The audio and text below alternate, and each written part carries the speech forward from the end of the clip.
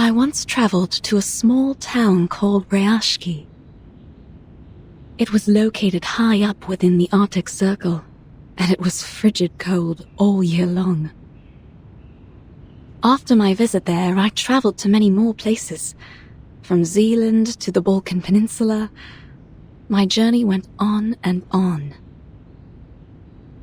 But above all other places, I kept finding my thoughts returning to that little town, to its incandescent lights glowing in the long dark of the polar night, to the shared dream of the people there.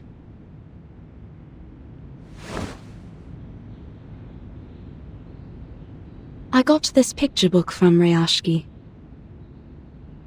It is a children's book, a thin one at that, but the story inside has the power to warm a frigid heart. Once opened, wells of bright primary colors run into one another and flow up onto my palm. I found myself returning to it during stormy days when I was stuck at home.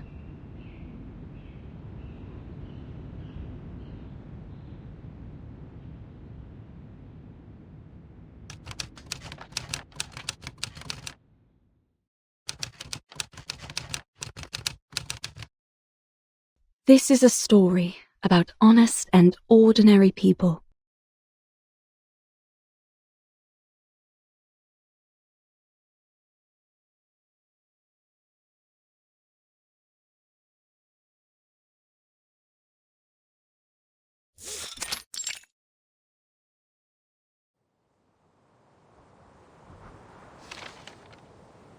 The swans are dancing in a circle. Their arms go back and forth. Vila and the swans have done this dance almost 20 times last week. She taught the swans all their beautiful moves. Swan Lake is the best ballet ever. I remembered Mr. Avgeni once said so. He also said the tortoises would come to watch the show. But why would tortoises want to watch Swan Lake? Vila says she doesn't like the tortoises. She likes knowledge. I don't know much about knowledge. But I think Miss Vila's always right. Only between you and me? Vila smells like seaweed and coral. But those are happy smells to me. I think she must be the princess of the ocean.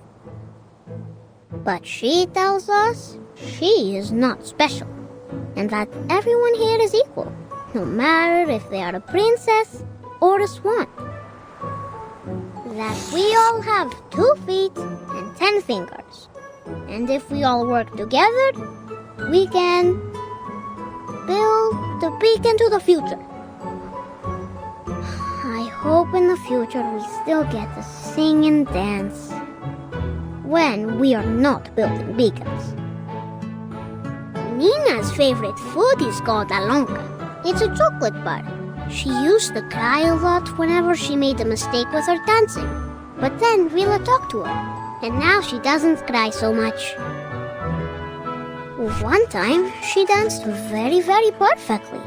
So, Vila gave her a piece of an alonka bar.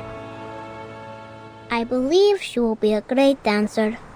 If she doesn't get too nervous on stage, then she could have even more chocolate. I wish I was like her. I want chocolate too. But I'm not a swan like her. And now, there's never any Alyonka in the canteen's cupboard.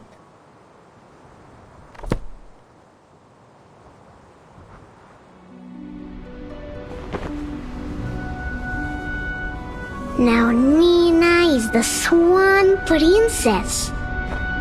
The most prettiest of all swans. Basono is the swan prince. He is a nice one, and he has many, many swan friends. And Piotr is the evil sorcerer, a black swan. Nobody wanted to be the bad guy, but Piotr doesn't mind.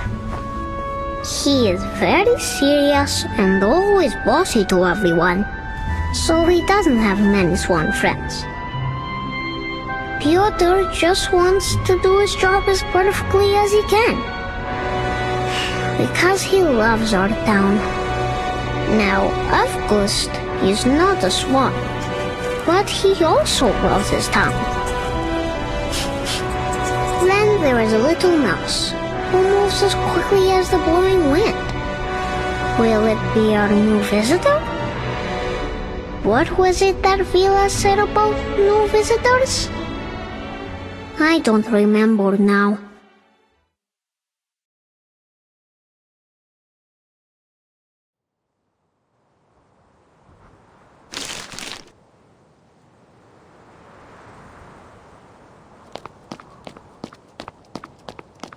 Vila!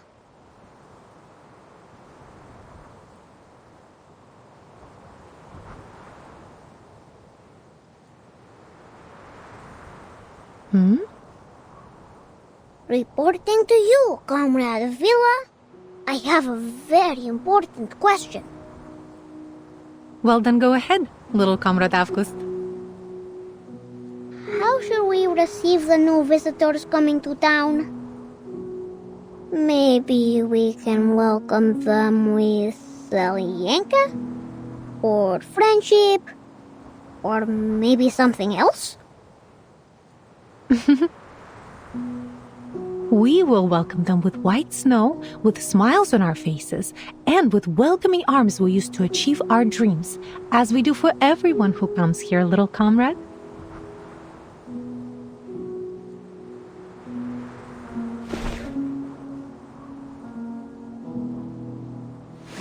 It's always good to ask questions.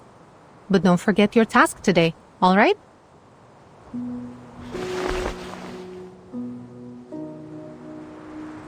Oh! I won't.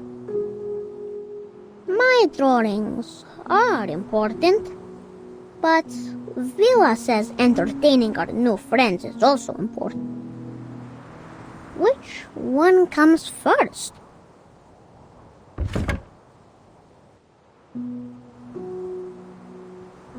After the swans have flown away, Evgeny will go up to the stage.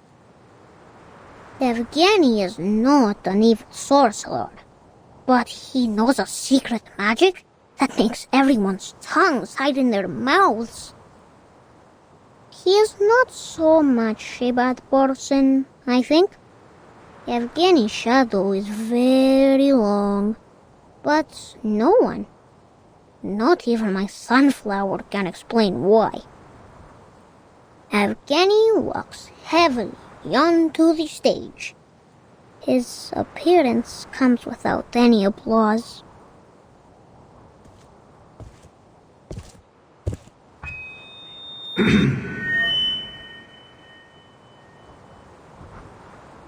We have received a telegraph. Zeno's investigators will arrive here in Rayashki tomorrow afternoon. And we will be hosting a welcome ceremony.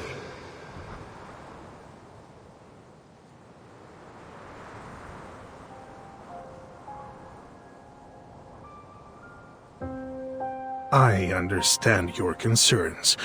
I know you don't want Zeno to interfere with your lives, nor do you want their troops stationed here. And I would remind you that they have honored their side of the deal for decades now.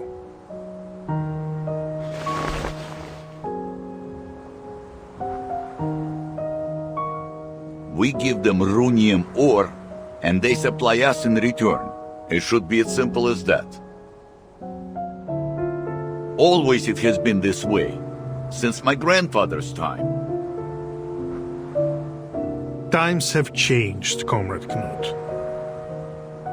In the old days, Zeno used to pay us generously for mining this runium, because our ore was necessary for their arcane combat vehicles. But now, we have nearly exhausted all our mines. You know this better than I do.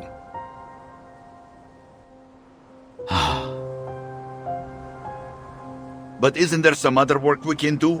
Already we build our own houses, and now we even grow our own crops. He's right. Why must we work with Zeno if we could feed ourselves? Comrades, calm yourselves. Evgeny is doing this for everybody's sake. Have you forgotten about those little monsters? Is there anyone left on our defense team that hasn't been injured fighting them?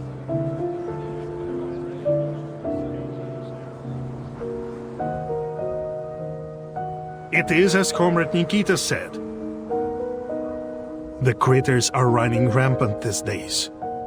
Not only have they occupied most of our mines, some have even found their way into the town. Do you really think we can protect our people with our small defense team? Don't you care about your neighbor's safety? Do you want to keep Rayashki an isolated town just to let it die? Rayashki is more than an isolated town, Yevgeny. And we all know that. But this is the reality we all must face now.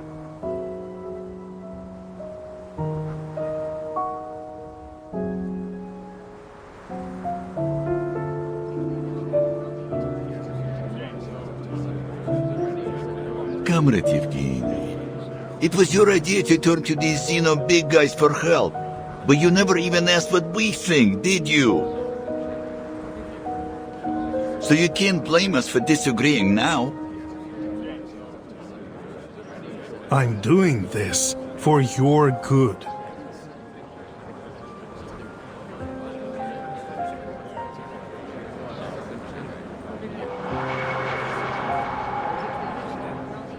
We can take care of ourselves.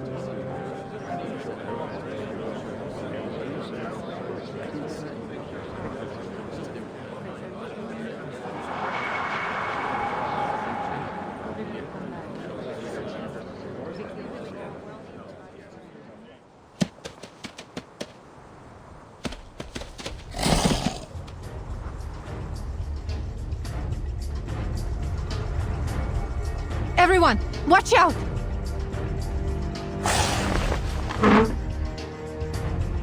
Defense team! On it!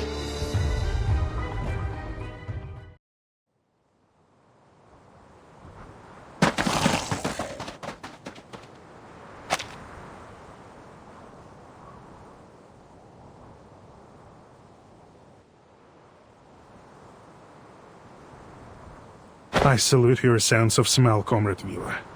We could have suffered much more severe consequences without your forewarning.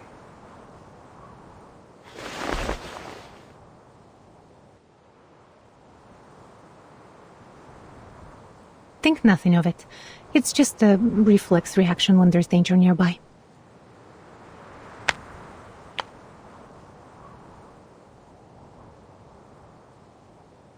But this incursion has proved my point. We need Zeno's help. The other townspeople are not gifted with your set of talents. We are all vulnerable to the growing dangers. Wouldn't you agree? I only ask you to put yourself in their shoes.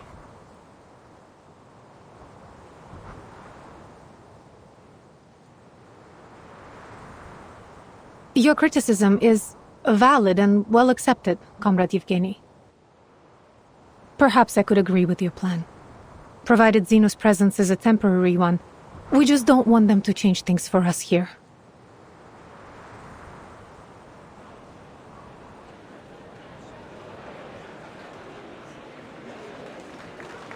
I'm glad that you have finally come to realize what is best for us. Zeno is known for their rigorous methods and rational decision-making, and they are committed to maintaining peace around the world. I'm sure they will make the right decision. They trusted us to supply their ore, and we have faithfully played our part in supporting them. Thanks to our help, Zeno has successfully tackled many international issues. It has always been them and us together, fighting for a better world. When he puts it that way, he is right. We should be proud of our cooperation.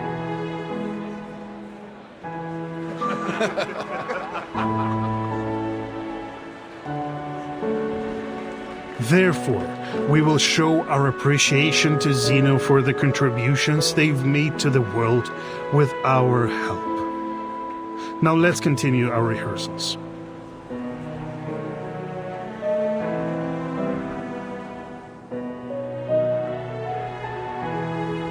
Have you seen August? I can't find him.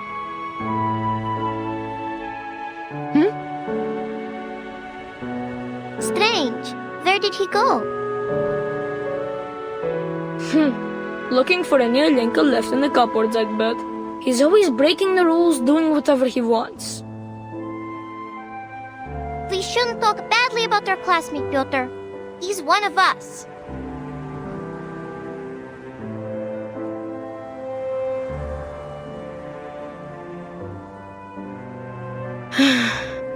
Yes, you're right. I just wanted everyone to do their best, even him. Don't worry, kids. We will find him.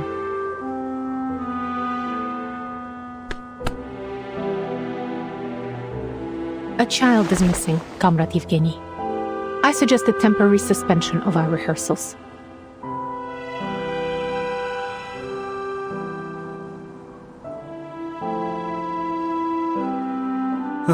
It must be that strange kid again. He is always sneaking away like this.